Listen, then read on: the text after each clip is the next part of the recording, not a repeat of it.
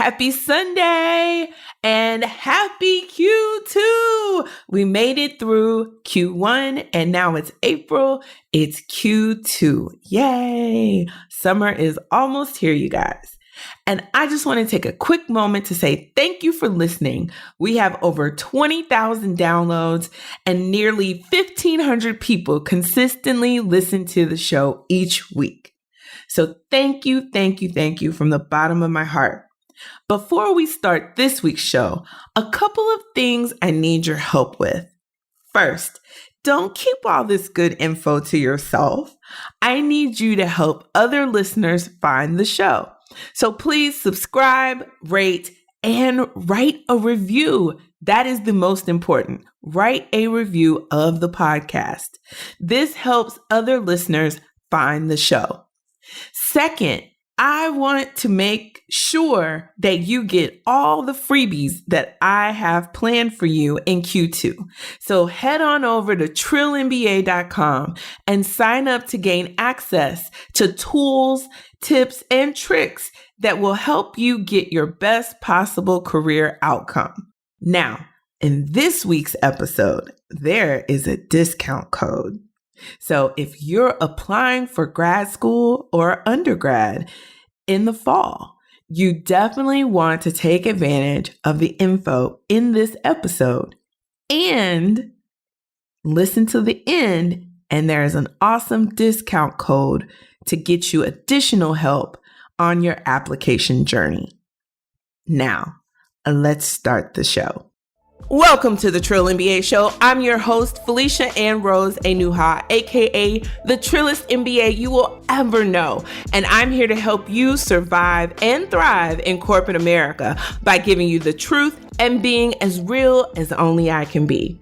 Our goal at the Trill MBA Show is to make sure that we are delivering content that provides the tangible and tactical information you need to get the best out of your career.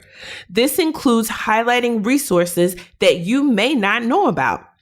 My guest today is on a mission to help you navigate the admissions process of getting into elite schools. Co-founder and CEO of Admit Advantage, a company that assists prospective students in maximizing their admissions opportunity, Kofi Kankam understands firsthand the challenges and advantages of gaining admission into some of the world's most renowned institutions of learning.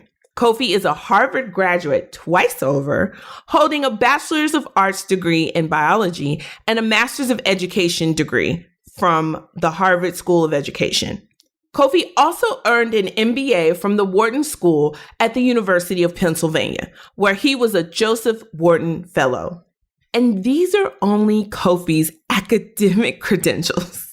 Today, Kofi shares the story of his journey, why he is passionate about helping prospective students navigate an increasingly complex and competitive admissions process, why he is launching a new company, Admit Me, which is currently in beta and free for users. Kofi, thank you so much for coming on the show. Welcome to the show. Thank you. I'm very happy to be here. I really appreciate it. Anytime I get an intro like that, it makes me anxious because I can't live up to it, but I'll try. I'll do my best. Boo, you already got the degrees. They can't take away the degrees. That's true. I got the debt too. I have the debt too. Amen. Yeah. Amen. Yeah. Amen to student loans. And may somehow the hackers do good in the world and hack Sally Mae, the Department of Ed. Yeah, shout out to Sally Mae and Fannie. Oh God, just if you're gonna hack something, hack away our student loans. Like, do that. You know, that's what we need in the world. Right. But now, Kofi, before we get started, I have to ask you, because you have all these pedigree degrees and you're very polished, but this is the Trill MBA Show. So you have to promise to keep it 100% real. And this is a safe space for code switching out of your corporate self. So can you do that? I can do that. I pledge to do that. Okay. I'm an entrepreneur. I actually don't really have a corporate side so much anymore. That's why I don't work in the world. But yes, I'll keep it super 100. Awesome. I always have to ask that of my super duper Ivy League guests because, you've been trained by the best. Right. So your resume is amazing. And that was just in your 20s, your academic achievements. So, but first, let's start from the beginning. Tell us a little bit about how did you even get to Harvard? Like, what was your childhood like? Like, you must have been one of these special kids that had, like, your parents must have had the hookup, right? Because it's Harvard and you're Black. And so you must have got some kind of special treatment. Not really. I mean, it's funny you say that, obviously, in light of kind of the scandal that's happening in college admissions. But, my parents are from Ghana. I'm a first-generation American.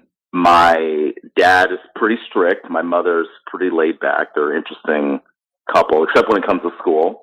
They definitely had a perspective of, we're going to do our jobs and your job is school. So don't get fired and do well. And they just set very high standards for all their kids.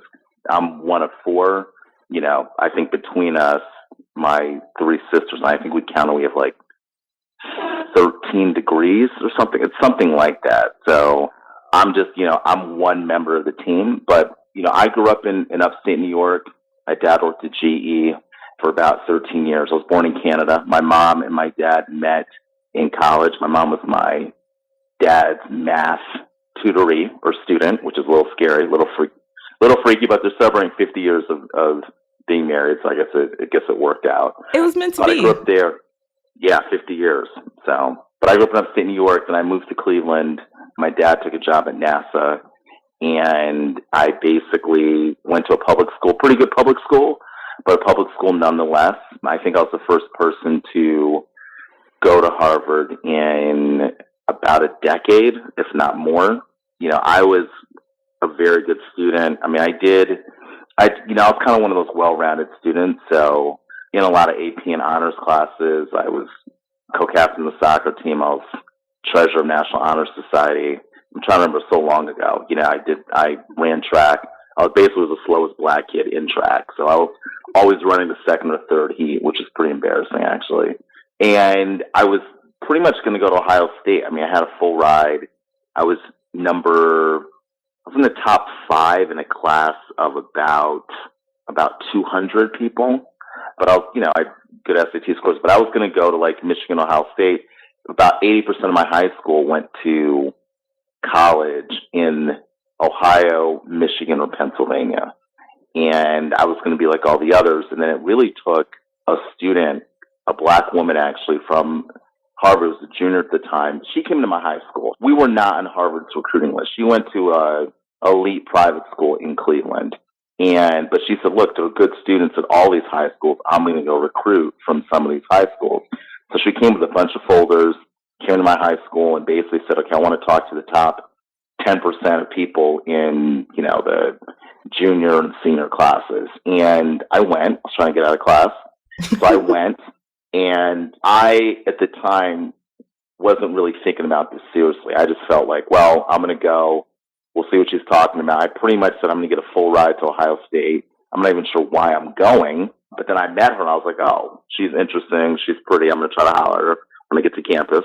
And, of course, I didn't because she barely talked to me. But the main point is she sort of knocked down every reason I had for not applying, right? I'm not going to be comfortable. There are not people like me there. It's going to be too expensive. It's too far, etc. And she really inspired me and motivated me to apply. And actually, ironically, she just got appointed as superintendent of the Cleveland Public Schools. So I just shot her a text last week. But that was kind of my motivation to apply. So this is someone that looks like me. This is someone who's really encouraging me.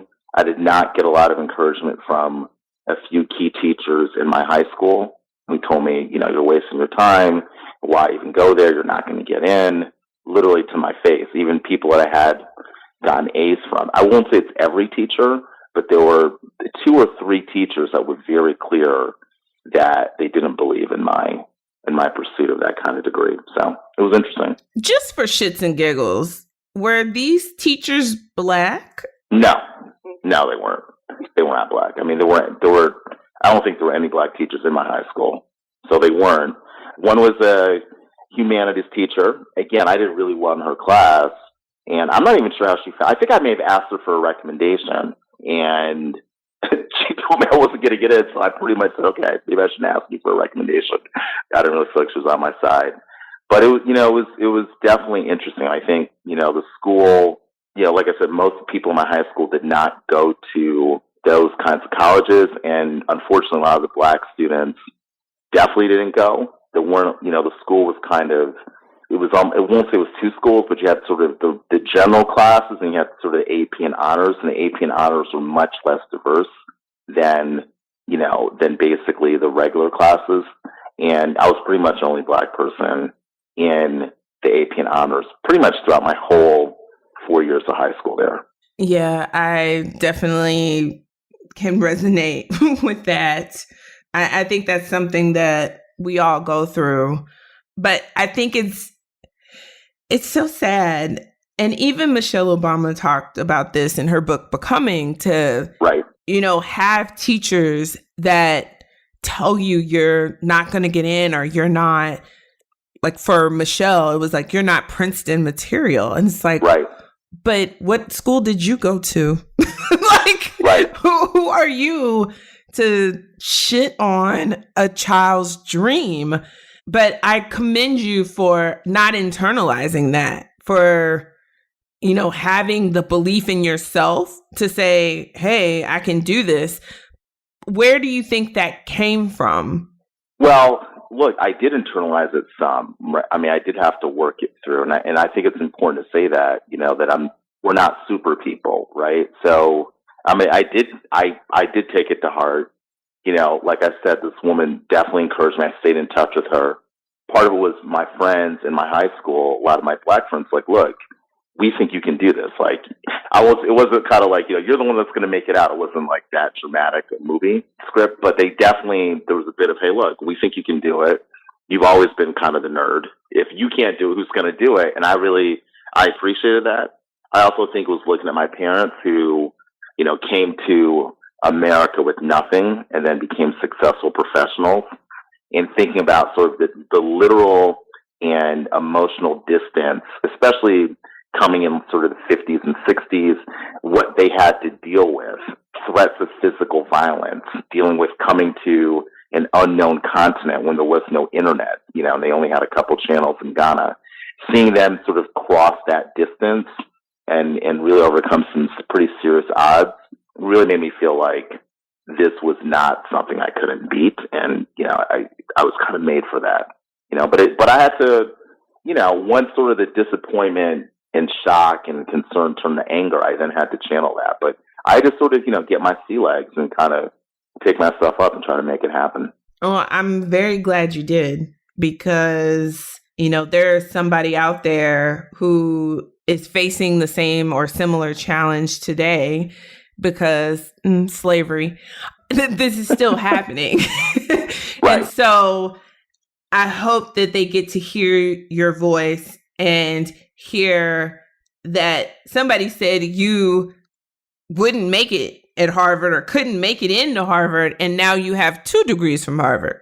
So what made you decide to get 2 degrees from Harvard? Were you trying to prove a point? No, I was trying to go more in debt, I guess. No.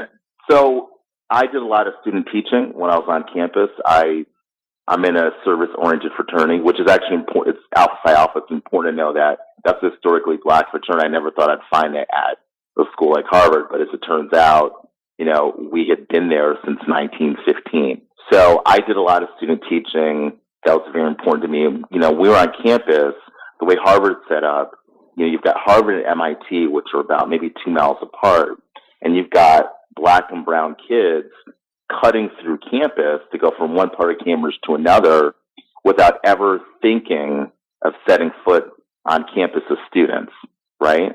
And sometimes they weren't made to feel welcome by obviously a lot of the college students who hadn't necessarily interacted with, local Black and brown kids, maybe didn't have all the opportunities a lot of my classmates did. And so my fraternity wanted to do something about it, my chapter specifically. So I did a lot of student teaching with local kids on weekends. And I basically realized that this was a bit of my passion. I was also having a lot more fun in college as a junior and senior than I probably did as a freshman and sophomore. So I thought it'd be kind of fun to run it back and do a 1-year grad degree. I got a little bit of money. And I also, at the time, I had a girlfriend who was younger than me. So I thought this was a great way for us to like hang out a little bit more. So all those factors kind of came together. It seemed like it would be a good idea just to spend 1 more year. I mean, I'd spent 4 years there. I figured to get 1 degree, if I can spend 1 more year there and get another degree in something I love, and although I really wasn't sure I was going to use it, I thought, why not do it? Why not just stay at Harvard another year and get a graduate degree from Harvard? Why not? I love it. I know. I sound like a jerk saying that, but no. I'm joking. No, yeah. It's just, I think people think that they have to be special, like particularly special, but you come across to me as very relatable, very down to earth. And just, I mean, you're an alpha. I have friends who are alphas. I am a zeta. The Divine Nine is amazing. And so it's like, you're just like the rest of us. And I want people to understand that. Like, you're not some magical unicorn out there. You are a human being with abilities that you used and you worked to get to where you are. Yeah, I did. And I think it's really important to know that, when I set foot on campus, I definitely was a bit intimidated. I'm not going to lie. But then I started realizing, there are people here who are geniuses, but there are a lot of people here who are just really hard workers, people that know how to play the game. And there was an element of people feeling they deserved to be there. They had siblings that went there. Their school sent many people there. There were definitely people that were way smarter than me, but I also felt like, hey, I belong here. While people might be smarter than me, I was pretty resolved that no one was going to ever outwork me. And so it's funny, like when I think about sort of your question, I think about how unsure I was about even applying to Harvard 4 years earlier. And then when I'm a senior there, I'm like, oh, I'll just stay and do another year. Like, it kind of became a place where I was that comfortable, where I felt like I earned the right to be there. That to a certain extent, you're right. Going to grad school, I just kind of made a decision. I'm going to go to grad school here and kind of figure out how to do it. And that was like a really big transition for me from 4 years earlier as this kid, first generation American, in Ohio, looking to go to school in the Midwest, to now being on Harvard's campus and feeling like I'm so comfortable here. I've got friends and family here. I'm part of a vibrant Black community, and I'm just going to spend another year here. So it was a big transition, but I had to go there and kind of demystify the place. I mean, obviously we all love, to a certain extent, the fact that there are benefits conferred with going there, but I do think it's a little bit overblown. I do think people have a real strong misconception about what it is to be there and how special you are. You have to be there. You don't have to be that special. You have to take advantage of opportunities. You have to have opportunities in the first place, and probably get some kind of motivation and encouragement to try to pursue it and feel like you're worthy of being there. And I was very lucky to get that from my family and friends, as well as this woman that came to visit my high school. If you didn't hear that, rewind that, listen to that again. Run it back. So now you have 2 degrees from Harvard. What do you go do after the second degree? Do you start teaching? Tell us about your career journey. And I can definitely see passion for education leading you to Admit Advantage, but there were some years in between there that you did some other things. My mother calls those the lost years. She's getting over it though now, I think. So I was in the ed school and I came out, and so when I went to ed school, I thought, okay, I might do an MD, MBA. I majored in neurobiology in college. I thought maybe, so I worked in Ghana between the summer of when I graduated my first year going to ed school, and I worked in a hospital, Military Hospital 37 in Ghana. Shout out to Military Hospital 37 if you're listening. But when I worked there, I worked with a neurosurgeon. He was telling me, look, a lot of the issues we have are not necessarily with medical care. The doctors here are trained well. It's the fact that we don't have the right equipment. We don't have CAT scans. We don't have MRI machines.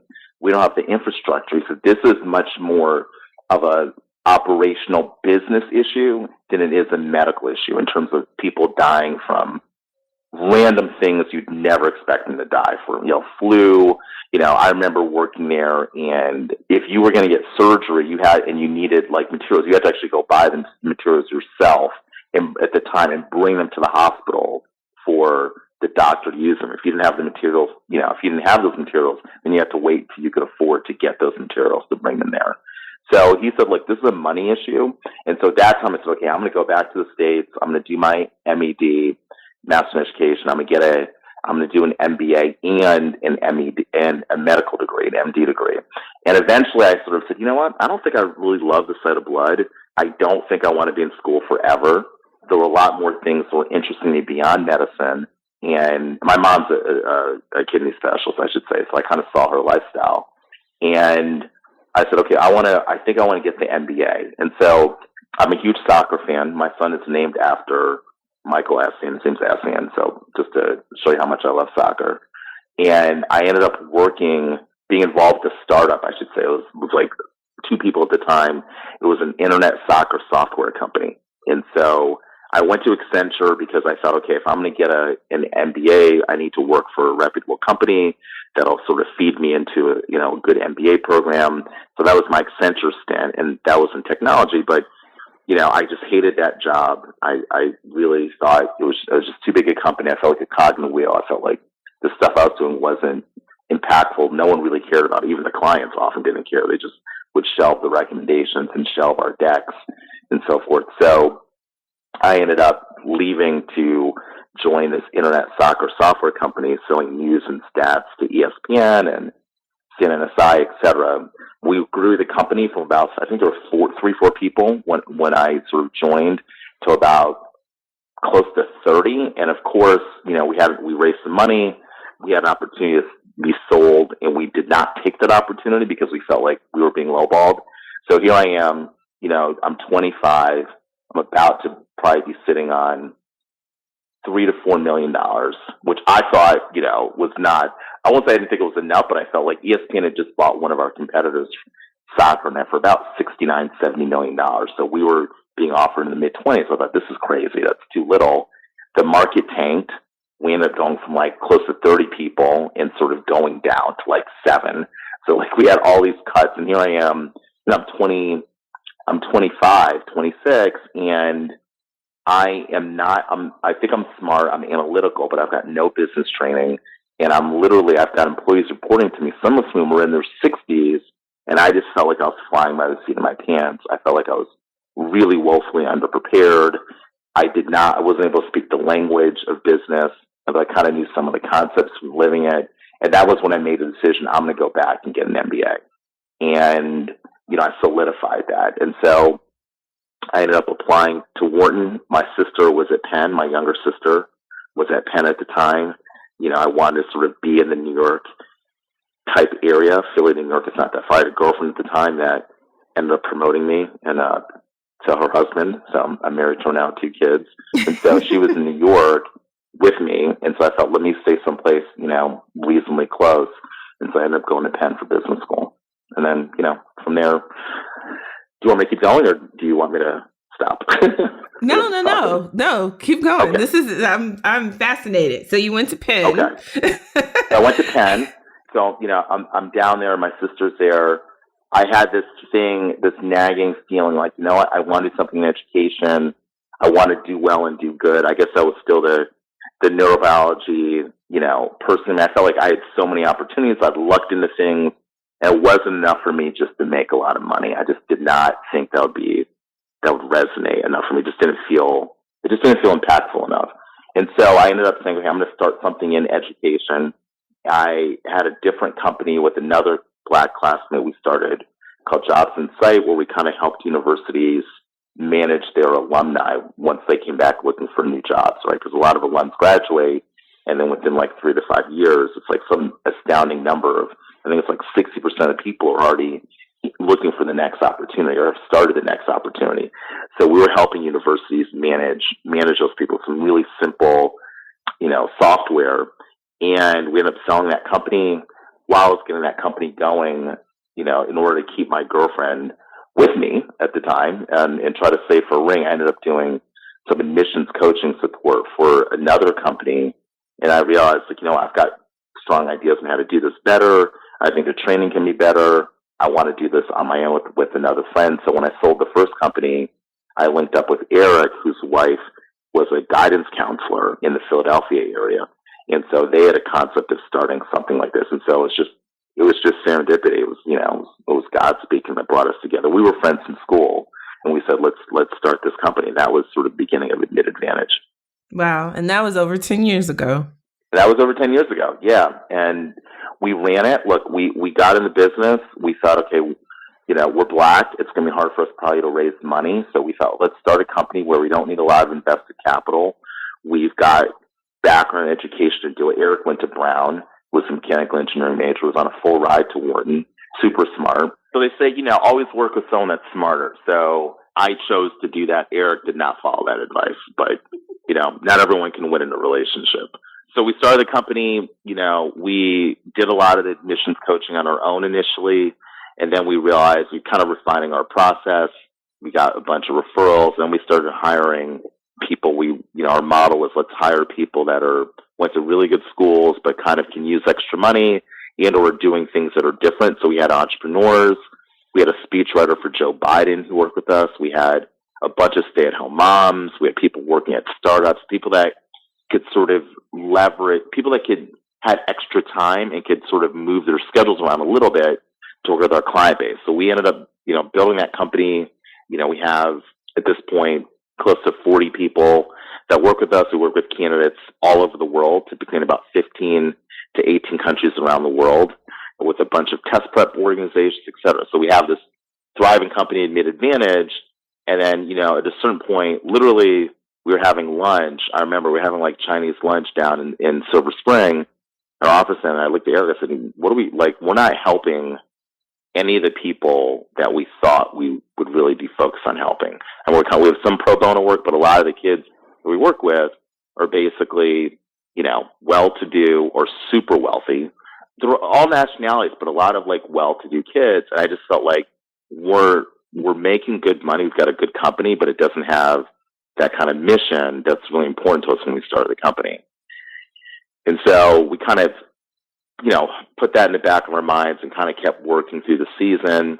And then we go to these events and these like college and career tours, and we see all these schools spending tons of money, $3,000 to $5,000 a city to be there.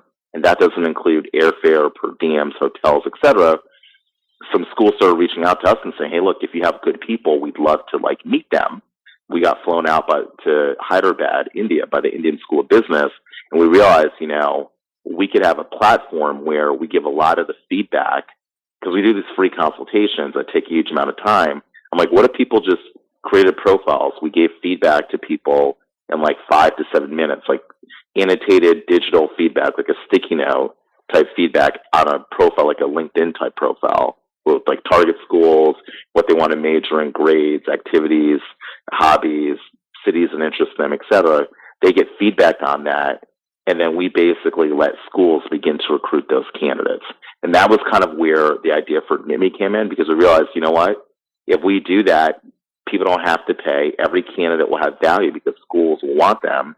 So we don't have to worry about selling people into, consulting when they may not want it. I mean, obviously you're going to get more help with consulting than you will with the platform, but it seemed like a really good idea. And that's where the idea for MIMI was born. That is awesome, because from this scandal that broke, especially like, I know UNC is like one of the schools that's definitely been highlighted. I know there's a bunch of schools. Yeah, USC. Yeah, USC. Yep. I know even the University of Texas at Austin also is involved in some ways. With Admit Me, it's in beta now, correct?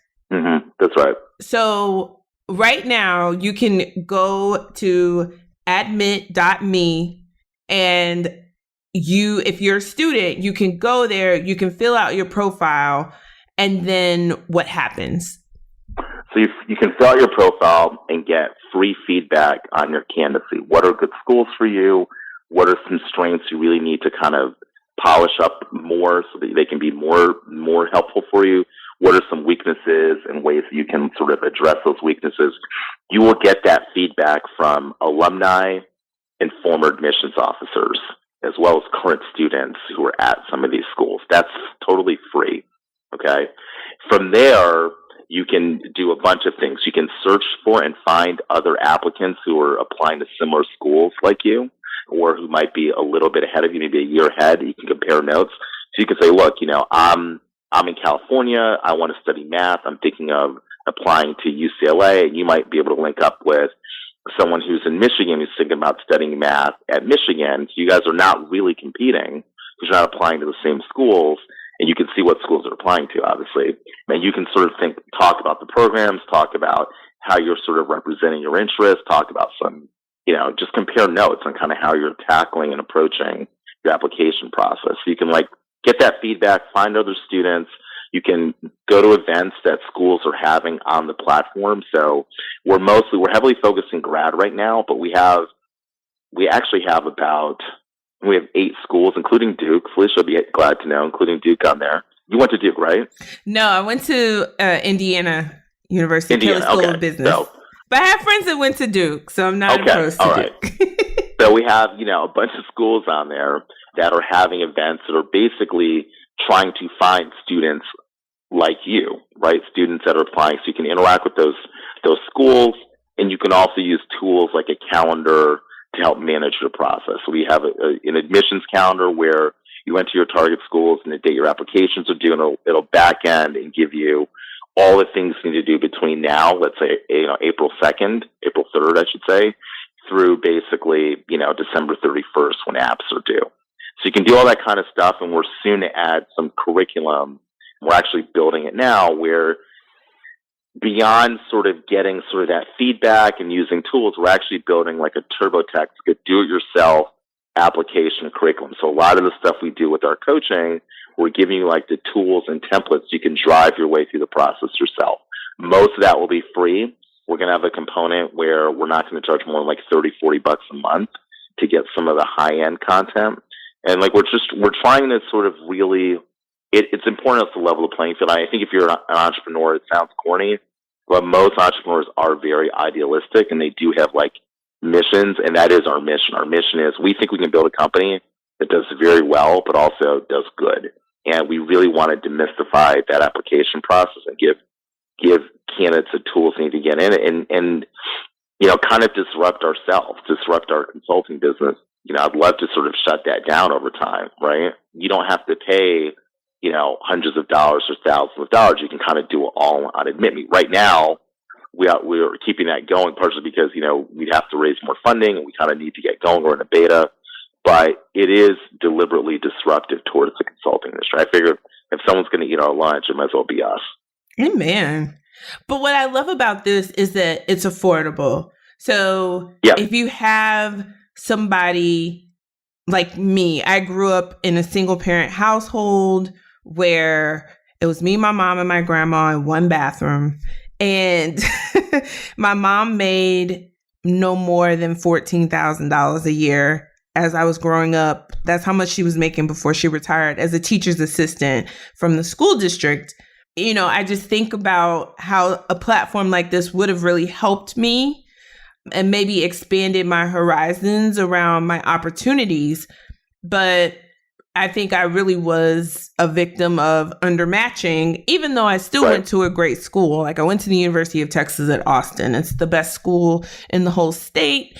And if you're from Texas, your brain has been conditioned to say it's the best school in the whole world, whether you know it is a great school, though. The truth or not. It is a great school. But I definitely had the goods to go to an Ivy League, but I wasn't encouraged to go. And I don't think people understand about undermatching. So undermatching is when you have students who are usually from lower socioeconomic backgrounds, and they're really bright students, but they don't go to the best public schools. And so a lot of times they end up at a community college, or they don't even go to college because nobody around them goes to college. What I love about today is that even the poorest kids have some access to the internet. And so how do you plan on building awareness about Admit Me for these kids so they can see on this platform that they have an opportunity to go to a school that they probably never even thought of? Right. Good question. That's a question our investors ask. It's a question we think about a lot. Well, I will tell you that obviously being here is part of it, right? So doing more interviews, talking about it. I mean, I want to talk to people that really care about this, and the people that really care about it are often people that look like us, right? And that have lived it. I mean, most of my Black friends that have gone to the Texas of the world, the Harvards, et cetera, have had moments of being discouraged, have had moments where people have actively discouraged them and have had self-doubts, and sometimes haven't just had the visibility to the fact that it's possible. So, we're trying to tell our own story, doing interviews like this. We are working on getting a post writing for like the USA Today. We're also trying to do something in Black Enterprise magazine where, I've been listed as a Black BE modern man. So we're it looks like we have the opportunity to do that. We're also reaching out to the Divine Nine. You mentioned, those are the historically Black fraternities and sororities, where most of them have some kind of program where they've got some sort of college outreach or motivation for like young kids to go to college. So for alphas, it's go to high school, go to college. So we're supporting where chapter by chapter, college brothers are charged with going out in the local community and inspiring and like helping local kids apply to school. And so we're basically trying to piggyback on that and be a tool. It's a free tool, right? So we're trying to be a tool that can be used to kind of to do that. So those are kinds of some of the efforts we're doing. We're doing some stuff online in marketing, advertising, but those are the things. And we're collecting enough information online where we're also trying to, using like Facebook and Google, you can target your ads and have like, ads where people look like the people you're marketing to. You can do that. And so we're pretty deliberate about making sure that people see this is a minority-run company. We want all kids, but I think there's a particular interest in like Black and brown kids who aren't getting these kinds of opportunities. And we're trying to be visible to them and let them know it's possible. And that we're invested in them. That was the biggest thing is for a lot of kids. Liz coming back to my college, I was the woman coming back to my high school as a woman from Harvard came to visit. I applied because she was invested in me, right? Like she cared. She was spending time, and I knew that. I didn't have the language to say she's invested in me, but I knew that she was spending time because I knew that she cared. And that's it's hard to do that as a company, but we're trying to do that and let all of our potential users know we do care. This is why we built it. It's a company, but like we're not doing things just to make money. That's not fulfilling. We kind of did that already. Well, I love what you are doing with Admit Me. We need it. I know you're starting with graduate school. And so for those people who are interested in going to get their graduate education, and for me specifically, I have a lot of, potential MBAs listening in my audience. Let's talk about that cycle, because right now is the time where you should be getting really serious about if you're going to go. You should be in the midst of studying for the GMAT and taking the GMAT right now because it's beginning of April. And then you should be looking at working on your applications as soon as you finish the GMAT and get the score that you want. But that should be by like June, early July, so that you'll have July, August, September, and October to really focus on connections, writing your essays, getting your letters of recommendation, and really focus on building your network now. And so something I love about what you said, a function of Admit Me has has is this opportunity to network with students who are in your same boat. Right. That's right. It's really important. And it's fun also, right? I mean, that's what people want. There are obviously some things that you feel like you can ask students you can't ask admissions officers. And it's a way of it's kind of like, I remember those doctors. There were like four black men that grew up in New Jersey, and they made a pledge to each other, all going to basically help each other get to medical school. And they ended up doing it. Maybe it's called The Pledge or something like that. I think they're going to do a movie on those guys. I wrote a book on them, but that's part of it. Like having people that can, in the same boat, that can motivate you, that you can sort of train with, and you can push each other and support each other during these times, because it's pretty difficult to apply to school and be working or still be in school and be in a world where not other people are applying. And sometimes people are saying, why are you doing that? Sometimes because they don't understand, sometimes because they're just haters. So it's important to have that community. And we know that. We've been in that world too as applicants. And so we want to replicate that online. Well, Kofi, I have two more questions for you before we wrap up. The first question I have is, from your perspective and all these years of working in this industry and working with so many people and helping so many people get into their dream schools, what is the number one piece of advice you would give somebody as they're starting out this journey to get into graduate school? That's a good question. So the number one piece of advice would be think and plan before you write, right? And understand what I mean by that is so many candidates just start and look at the essays and just start writing, and they don't have a plan for what they want to express. So, for example, checking out like MBA, or actually all these schools, you should have an idea of, okay, what are the stories, experiences, and accomplishments that I really want expressed in my application? It's probably going to be a mix of personal, professional, academic items. And then what are basically, if I interviewed your best friend or, a sibling or a parent, I said, okay, tell me the leadership tell me the characteristics that you think describe Felicia or Kofi. It'd be a mix of things like innovative, entrepreneurial, a great communicator, civically or community minded, initiative taking, adaptive, etc. So before you start, you want to have like a set of things, like a narrative that you're trying to build. A lot of candidates just start writing. They don't have that narrative.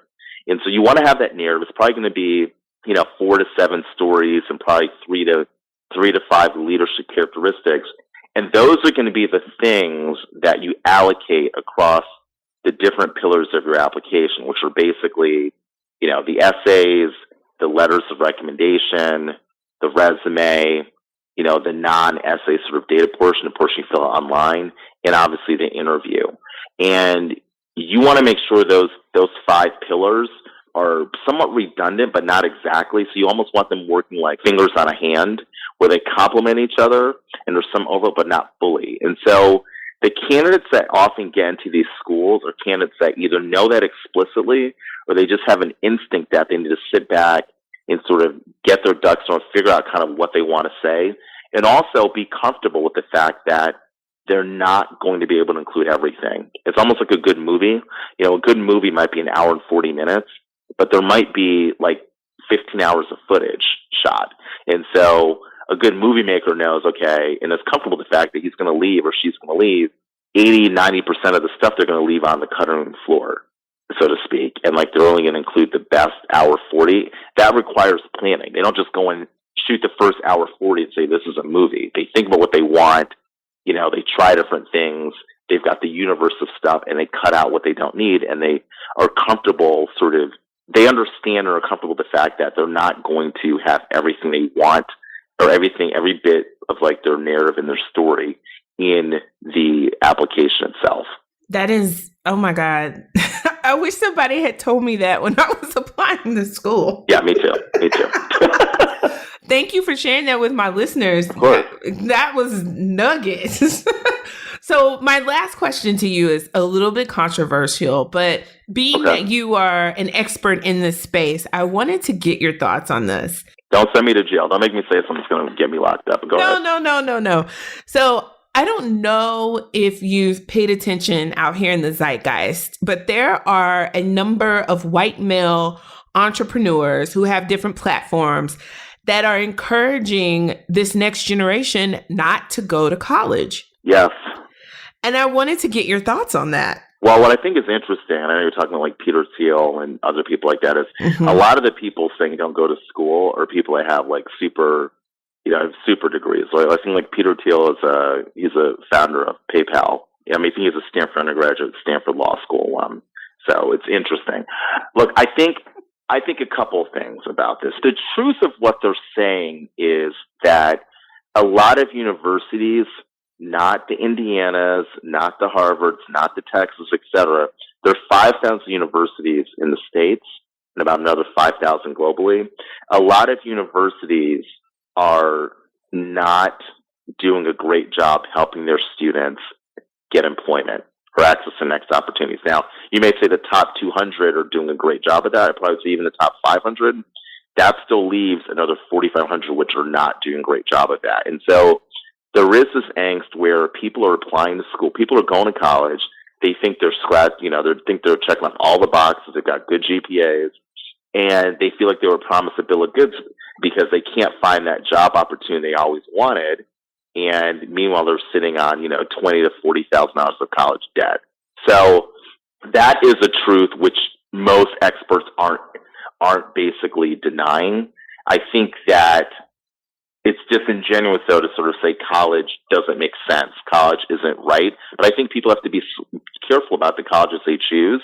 I think they need to think about, if there's some random small school that's charging you $40,000 to go to school there that doesn't have great placement but is like beautiful, it's in the woods, etc., versus a local school which is like 80% less but which has better placement. You got to be pretty careful. You have to be thoughtful about, does it even make sense to apply to some of these schools?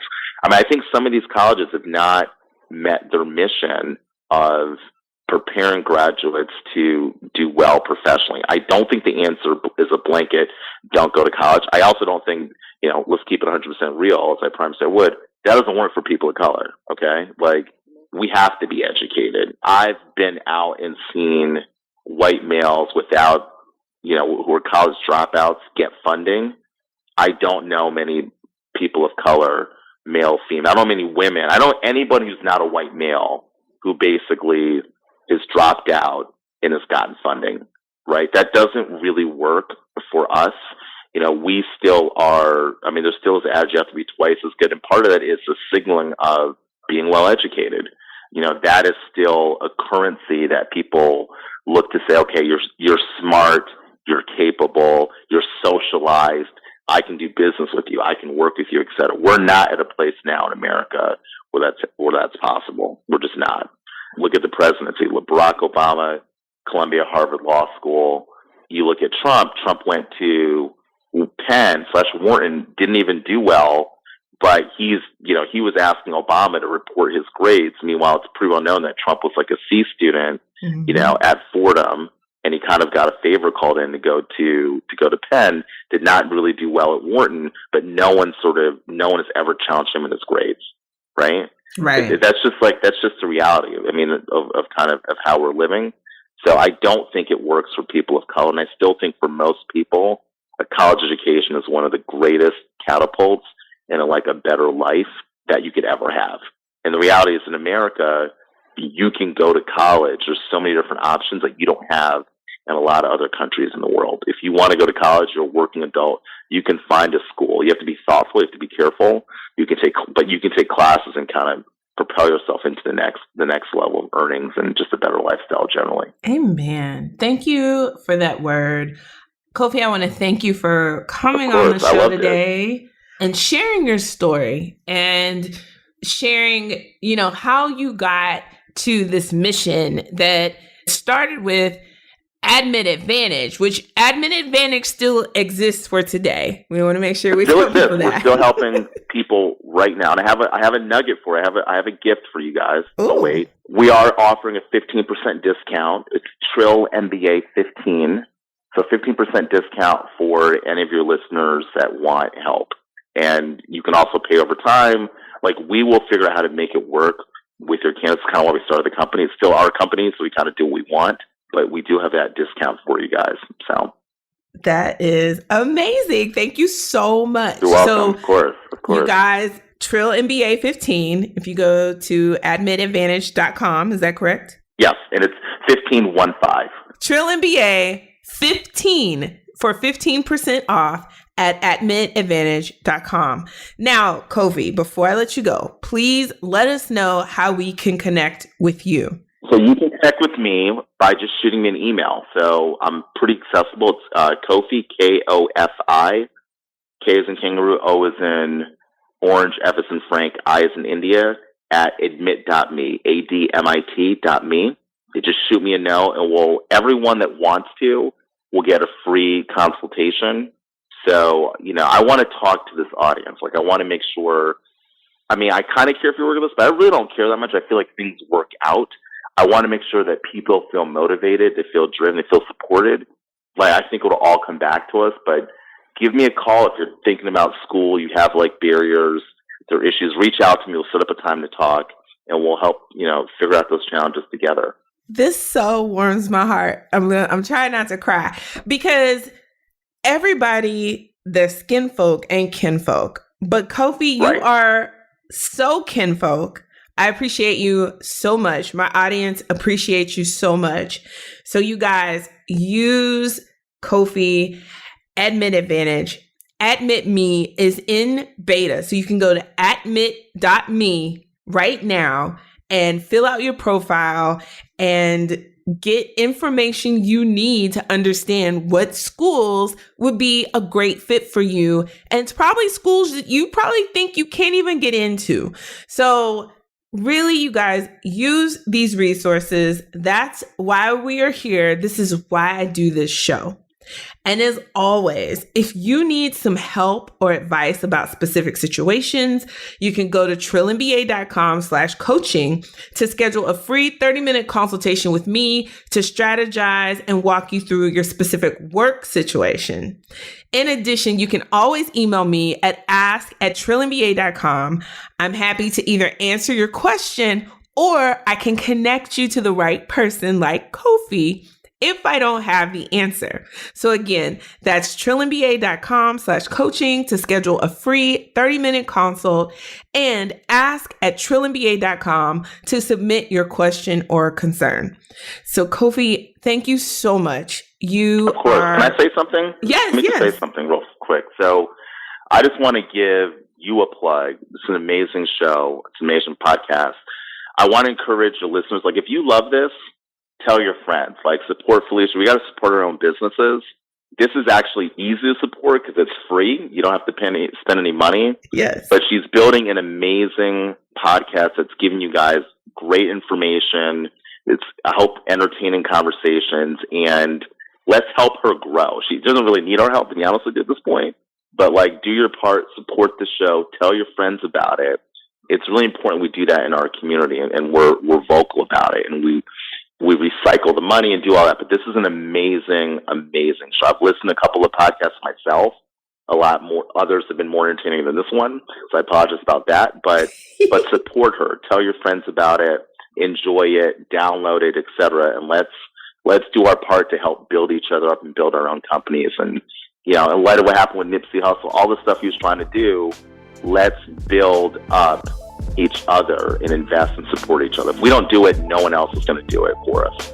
Amen. And that is the trillest word. So until next time, you guys, keep it trill. The Trill MBA Show is a Fair World Corp LLC production, executive produced by Felicia and Rose Enuha. Music is Kick Push by Ryan Little. Keep it trill every day, y'all.